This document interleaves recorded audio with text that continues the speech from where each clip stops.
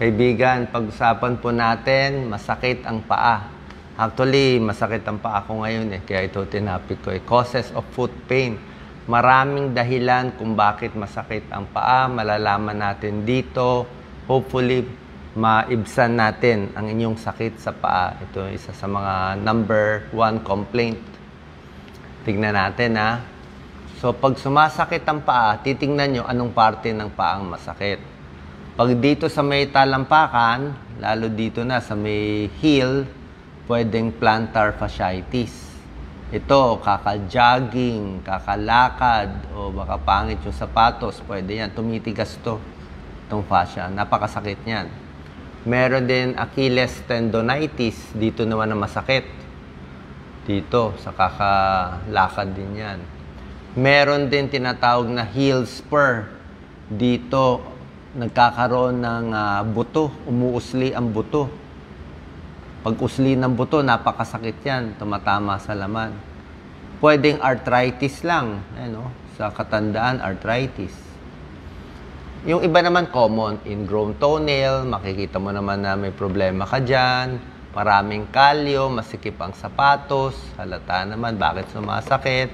Ito, bunyon, sobrang sikip ang sapatos na sinusuot mo. Sa sikip ng sapatos, nasira na yung buto, tumabingi.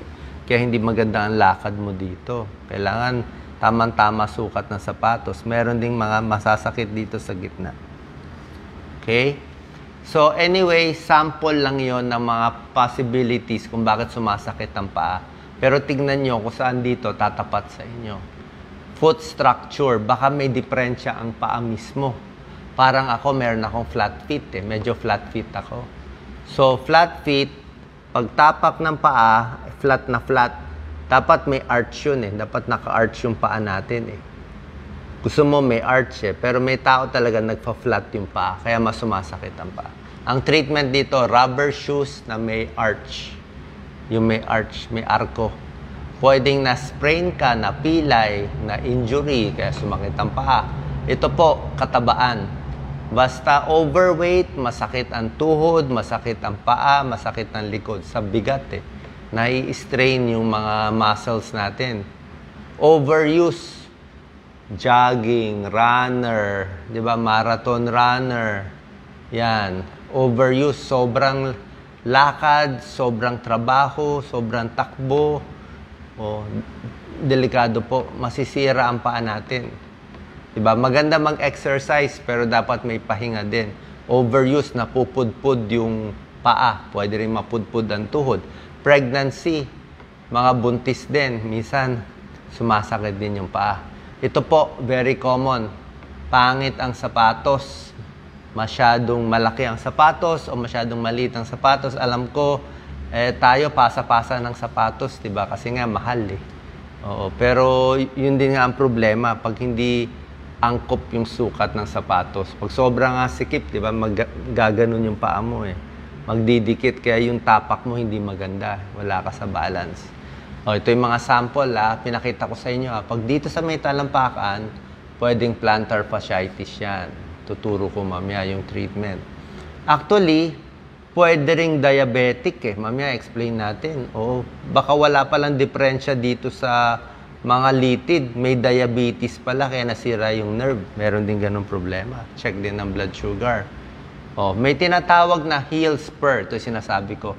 Pag dito masakit, sobrang sakit sa pagtapak, pwedeng merong buto na nakausli. Tapos pati yung plantar fascia namamaga din. Yan. Pero 90% gagaling without surgery. In 12 months, in 1 year. Ito po ang heel spur. Tingnan nyo yung buto. Nagkaroon ng dagdag usli. Napakasakit nito. Kasi itong usli na to, ito ang tumutusok sa laman. Kaya yung sapatos niya, special yung sapatos niya Minsan meron kang heel pad dito na may butas sa gitna Para lang hindi mapisa. Hindi lang to sumugat sa laman. Okay? Sa overuse din itong heel spur. Kitang-kita po Minsan inooperahan din yan. So, ito po yung plantar fasciitis. Sinasabi ko sa inyo, tumitigas. Okay? May Achilles tendonitis. Kakatakbo rin to. Ito, pag bumagsak, may fracture. Pwede rin yan. Tapos ito po, inuulit ko lang, heel spur, plantar fasciitis. Yan ang common na problema. Ito mga sintomas. Ang sintomas ng plantar fasciitis, paggising sa umaga, masakit ang pagtapak. Okay, sa mga nagkakaedad, alam natin, masakit ang pagtapak. Pero pag naglalakad na, medyo mawawala na. Parang arthritis din. Pag malamig, masakit. Tapos unang tapak. Ang sakit ng unang tapak. Kasi nga, ang sikip nitong plantar fascia. Na-injury na siya. Sumikip, tumigas. Ito, tumigas to.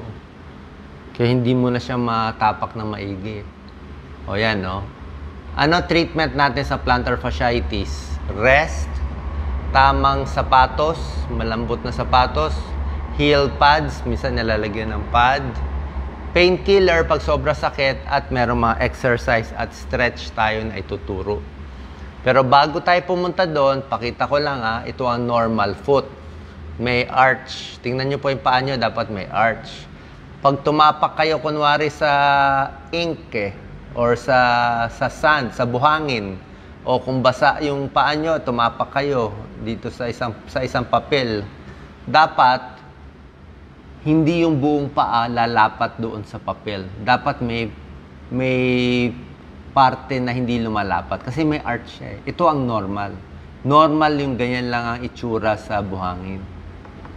Pag ganito ang paa mo, hindi nga to normal. Ibig sabihin, flat foot siya no?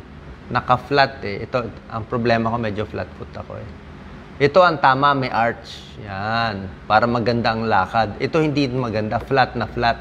Sumasakit sa paa, pati sa tuhod. Pag ganito po ang paa nyo, katulad ko, rubber shoes na may arch. Bumili kayo ng rubber shoes na may arch. Makikita nyo yan sa mga brands. Pumili kayo na may arch. Okay? Ano magagawa natin? Ito po, home remedy na natin sa sari-saring sakit. Kung plantar fasciitis man siya, o sa overwork, or arthritis man siya, kung ano man ang problema, warm bath. Pahinga yung paa. Okay? 10 to 15 minutes, foot bath. Pwede lagyan ng asin kung gusto mo. I-stretch ang paa. I-stretch natin pag ganyan. No? Dapat mas mataas pa yung tuwalya. 10 seconds stretch, 3 beses. Kung kaya mo stretch sarili, pwede. Kaya lang mahirap gawin mag-isa Yan. Massage. Pinamasahe itong buong paa. Pinapalambot yan. Mamaya, papakita ko na mas malinaw. Kung ito yung paa, talagang minamasahe yan. Kasi nga, tumigas yung plantar fascia. Kung kayo ay flat foot, bumili ng rubber shoes na may arch. O minsan may arch na nilalagay sa sapatos. Okay? Exercise din ng paa. Minsan, tinatry mo, pag ito yung paa mo, nagpipick up ka ng maliliit na holen, panyo, pwede rin gawin natin. Tapos, rubber shoes na komportable.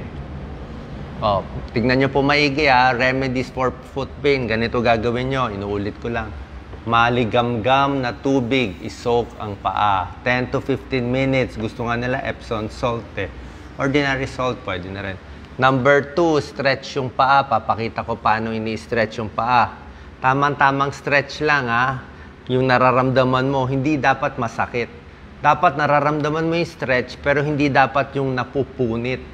Pag napupunit, baka masobrahan. Tamang-tama lang. Ayaw mo kulang ang stretch, ayaw mo sobra ang stretch. Yung tamang-tama lang. Meron kasi napupunit din. Check yung sapatos. Huwag malaki masyado, huwag maliit masyado, tamang-tama lang. Tapos magme-medyas. Mas makapal ang medyas, mas maganda, mas stable, di ba? Meron kang kutsyon. Mas gusto ko talaga rubber shoes. Ito mga stretch natin. Doc Lisa, pag nakatayo, kamay na sa dingding, ayan yung pao. Dapat mas angulo pa to. Ini-stretch natin ang calf muscles, itong binti. Kailangan atras pa yan para maramdaman mo ito mag-stretch. 10 seconds. Tapos ng kanang paa, kaliwang paa na naman. I-stretch natin yan. Gawin nyo mga 3 beses. Tapos ito, minamassage. Kung may ibang magmamassage, mas maganda Dinudurog yung talampakan. Kasi nga tumigas yung fascia. Dinudurog niya yan eh. Okay? Pwede rin to, niro-roll. Yan, pwede ka may dilata o bote, niro-roll mo yung paa para lumambot, di ba? O golf ball, pwede rin golf ball. Tapos yung towel stretch na sinasabi ko 3 times. Araw-araw ginagawa po to. Tapos kung masakit ang paa, hindi masyado maitapak, tuloy-tuloy lang yung exercise. Exercise ng paa, tinataas-taas siya. Para hindi rin magbuo yung dugo, hindi rin humina yung muscles. Tuloy-tuloy nyo lang. Ito po yung plantar fasciitis, so imasahin nyo mula dito pataas. Mahirap gawin mag-isa eh.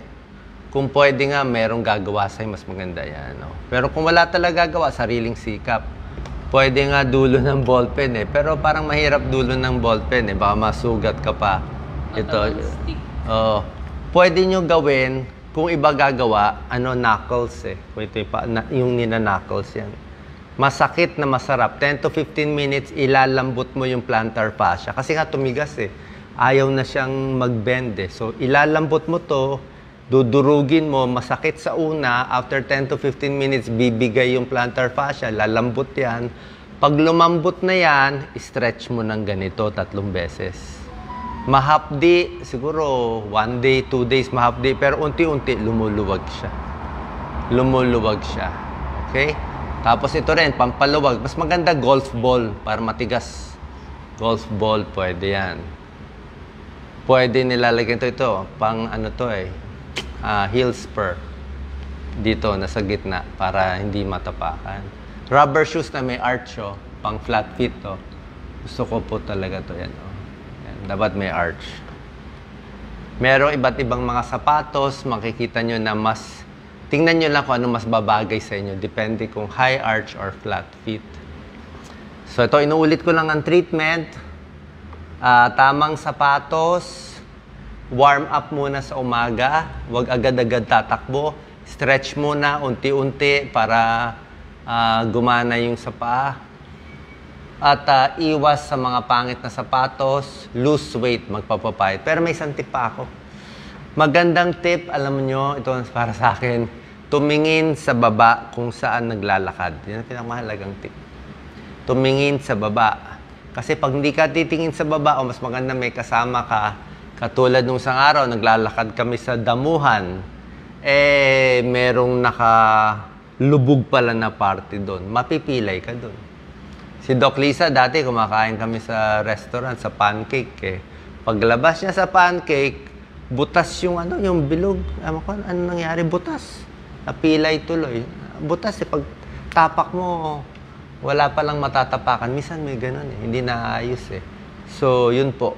May ganung mga pangyayari na aksidente. Ayaw natin. Kasi pag tumatanda, napilay, matagal, gumaling. Kung bata ka pa, ang pilay, 2 days.